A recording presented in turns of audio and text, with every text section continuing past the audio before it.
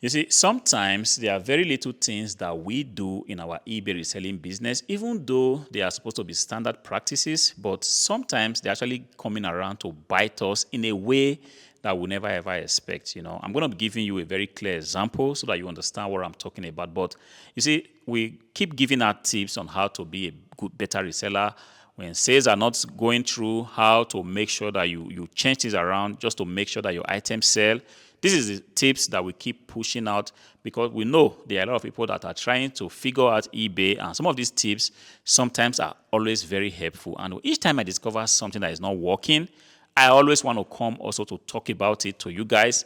Perhaps you can take a look at it, see how it applies to you, and if there are ways you can actually go ahead to change things, always make sure to put things to the test. You see, I figured out something quite recently, and it has been a cause for about 2 returns I've had on this platform. I'm talking about eBay.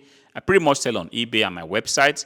Amazon, we're going to be leaving that for another day.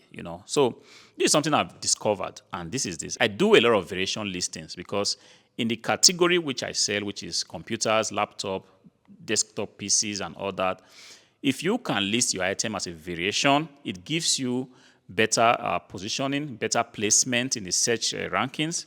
And this is just what it is when you have a computer, for example, and you have the same computer in different capacities of hard drives. It makes sense to just create one listing and make a variation out of the listing, which is this PC has 256 gigabytes, for example, 512 gigabytes of hard drive, for example, or if it's the RAM that you have in different variations, you can also go ahead and include it. So long story short, I list a lot of my items I sell on eBay as variations. But the thing is this, in my category, there's a strategy that a lot of the sellers are also using to get sales, which I have actually tried but hasn't really worked well. But I'm going to be explaining the strategy, which is this. If you list items as variations, on the title, what we normally want to do is to put on the title the best possible variant of the item that you are selling. Let's say, you see, I don't have a whiteboard here, but I'm going to try to explain it to you. All right. Let's say I'm selling a laptop. All right. And I have a 256 gigabyte hard drive laptop, and the same laptop also has a 1 terabyte of hard drive. So what I want to do on the title is to go ahead and list this laptop, say a HP EliteBook, and say that HP EliteBook 1 terabyte SSD, and go ahead and add whatever I want to add, because this 1 terabyte listing, especially when it's at the title, is more eye-catching, especially when the price displayed on the search page actually is not so expensive. And then, so if a buyer is scrolling and he sees the title 1 terabyte and the price in this case shows about, I'm just throwing figures here, 150 euros. The person would naturally want to click on this ad. I want to see if this is something that suits him or her. So this is a strategy we have been using for so long, But quite recently, I kind of figured out that a lot of people see this title and just assume that what they are getting is actually what's in the title. It took me some time to really notice this, because first I got a return from a customer that says the item I sent is different from what's in the offer, not the description, mind you, not the description. He said the item that was received is different from what is in the offer, And then I looked and said, look, this is exactly what you chose. When you were buying this laptop, you had the possibility to choose the configuration that you want, and there's no way you could have bought this laptop without specifying the configuration, in this case the hard drive or the RAM, and so on and so forth. But then I realized that some of the buyers, what they do is that they just look at the title and then go ahead and just buy the item and then expect to get what's in the title, And this has happened not once, not twice, even though it's supposed to be a very good strategy, which is a strategy of putting the best variation you have in the title. It could actually have a counter effect, in which case it misleads the buyer. The buyer thinks that he or she is getting an item that is displayed in the title and hurriedly goes ahead to buy it, only for the item to be delivered is different from what is in the title. So in this case, I do not know how best to use this strategy that would not continue to mislead the bias. I also don't want to put on my title the worst variation, because if you put on your title the worst variation, what you have is a situation where people are looking through your offer on the search page and they are just not interested because the title is already giving it away that this is not what I want, you know.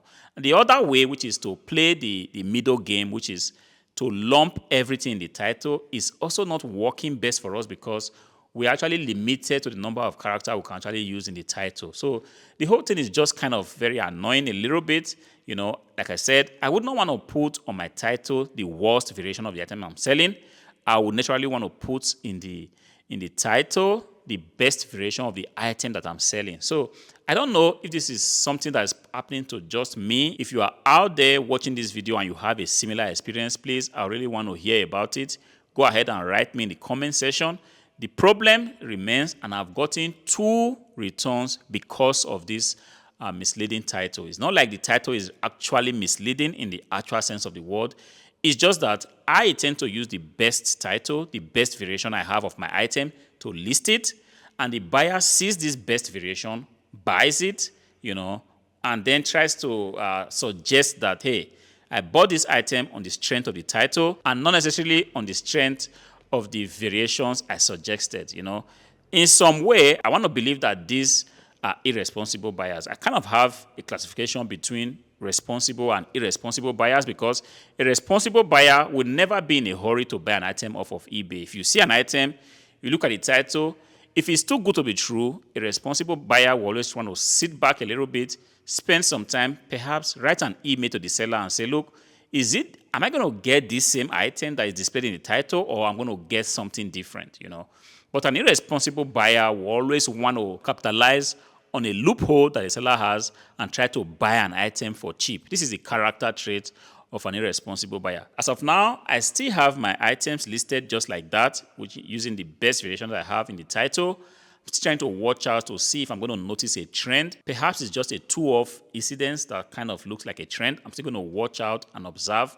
But if it stays like that, which is customers are returning items because they are being misled by what's in the title and what's in the variation, then I have to go ahead and begin to edit my title. But as of now, like I said, I'm still going to leave them like that and keep watching. I felt like I should draw your attention to it. Perhaps you must have noticed the same thing. And if not, just let me know how you are dealing with the variation items you said. Do you actually go ahead and put the best variation in the title, or you put the worst variation in the title, worst in this case in quotation marks, or do you play the middle game, which is try to lump in as many variations as you have in the title? I would like to hear about it. Write me in the comment section and let's get the conversation going. Until I see you again, peace.